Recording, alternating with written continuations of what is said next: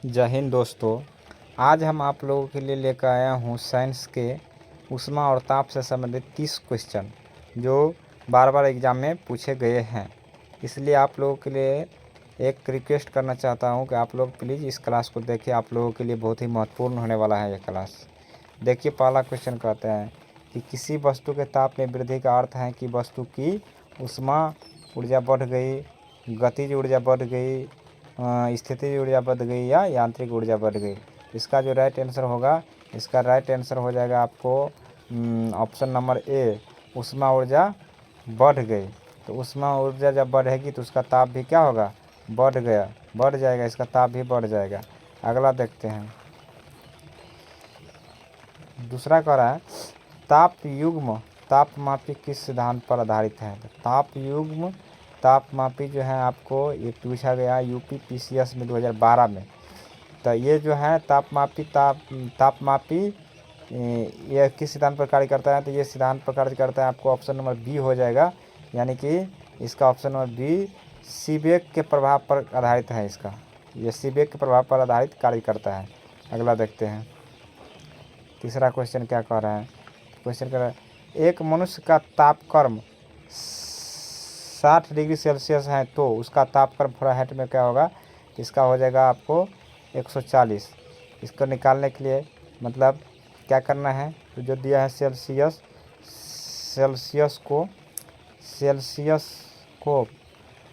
के मान को उसमें 9/5 से गुना करके 32 को जोड़ देना है। जब जोड़ेंगे तो ये कट जाएगा 12 9 108, 108 प्लस 32 हो जाएगा। और जब जोड़ेंगे टोटल तो क्या हो जाएगा 140 डिग्री फ़ारेनहाइट हो जाएगा, यानी कि इसका आंसर सी सही है। ठीक है, चलिए आगे बढ़ते हैं। सूर्य की ऊष्मा पृथ्वी पर निम्नलिखित में से किस प्रकार के संचार माध्यम से आती है। कह रहे हैं कि सूर्य की ऊष्मा पृथ्वी पर निम्नलिखित में से किस प्रकार के संचार माध्यम से आती है। तो ये जो है डी होगा, वैसे देख लेते हैं। डी हो जाएगा इसका आंसर, यानी कि विकिरण के माध्यम से जो है ना से मतलब जो ऊष्मा पृथ्वी तक पहुंचते हैं। अगला देखते हैं पश्चिमा।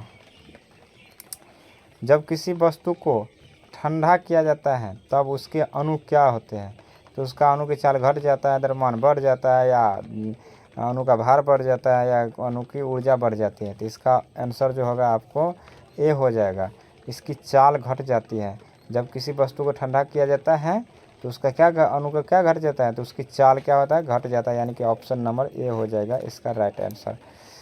अगला देखते हैं 6।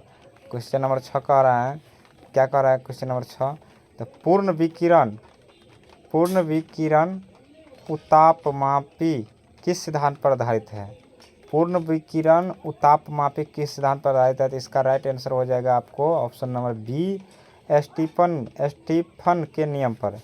स्टीफन एक वैज्ञानिक था, इसके यही बताए थे, इसलिए इस नियम का नाम रखा स्टीफन नियम, यानी कि इस सिद्धांत पर कार्य करते हैं पूर्ण विकिरण उतापमापी सिद्धांत पर। अगला देखते हैं। धातु की चायदीनों में लकड़ी के हैंडल क्यों लगे होते हैं। कह रहा है कि धातु के चायदीनों में लकड़ी के हैंडल क्यों लगे होते हैं। तो इसका जो आंसर हो जाएगा, क्योंकि लकड़ी ऊष्मा के क्या होते हैं, कुछ चालक होते हैं, इसलिए, यानी कि चाय छन्ने में समझ लो या जो समझ लो उसमें लगे होते हैं क्या, लकड़ी का हैंडल, क्योंकि ये ऊष्मा क्या होते हैं, तब कुछ चालक होते हैं। अगला देखते हैं। निम्नलिखित में से कौन ऊष्मा का सर्वोच्चतम चालक है। कह रहा है कि ऊष्मा का यानी कि सबसे ज़्यादा गर्म होने वाला, एक तरफ समझ लो। तो ऊष्मा का सबसे, तो इसका हो जाएगा ऑप्शन नंबर डी, पारा जो है, पारा, डी, ऑप्शन नंबर डी जो है पारा, ये ऊष्मा का सबसे अच्छा चालक है, यानी कि सुचालक है। अगला देखते हैं। इनमें से कौन ऊष्मा का मात्रक नहीं है। ऊष्मा का मात्रक बोल रहा है, इसमें से कौन नहीं है।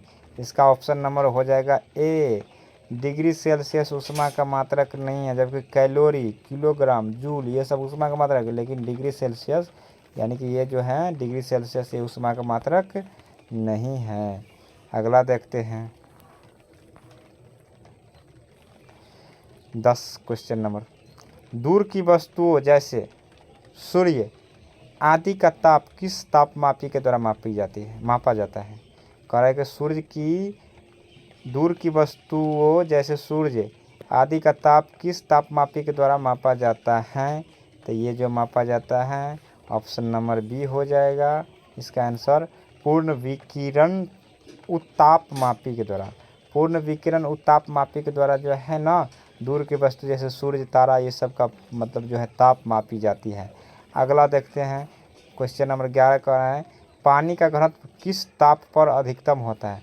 तो पानी का घनत्व सबसे अधिकतम जो होता है वो होता है option number C, 4 degree Celsius पर पानी का घनत्व सबसे अधिक होता है, सबसे अधिक 4 डिग्री सेल्सियस पर। और पानी कितने ताप पर उबलने लगता है तो 100 डिग्री सेल्सियस पर ध्यान रख रहा है ये अलग से। अगला देखते हैं, निम्नलिखित में कौन ऊष्मा का सबसे अच्छा सुचालक है। ऊष्मा का सबसे अच्छा सुचालक कह रहा है तो इसका आंसर हो जाएगा डी, ऑप्शन नंबर डी, समुद्र का पानी ऊष्मा के इसमें अच्छा सुचालक होगा, समुद्र का पानी। अगला देखते हैं,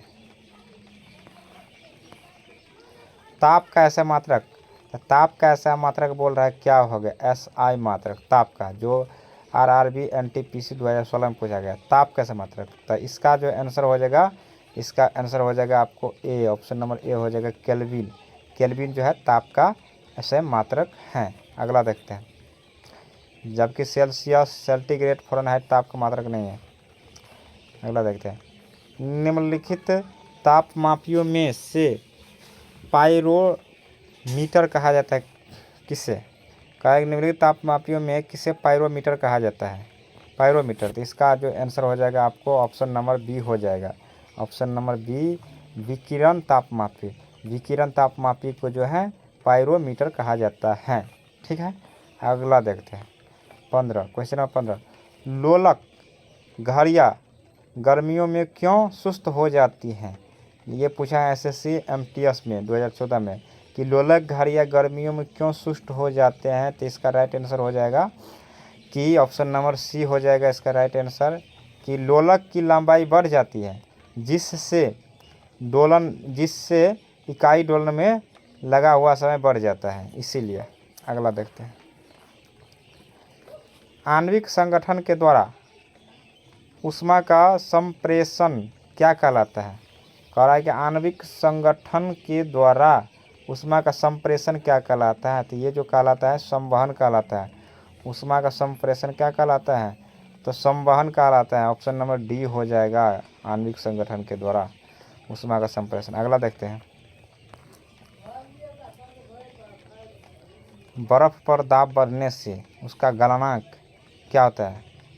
तो ये जो होता है, जब इस पर हम दाब बढ़ाते हैं तो ऑप्शन नंबर इसका ए हो जाएगा कि इसका जो है गलना क्या हो जाएगा, घट जाएगा। जब हम जब बर्फ़ पे दाब डालेंगे ना, दाब, तो इसका जो गलनांक है ना, गलनांक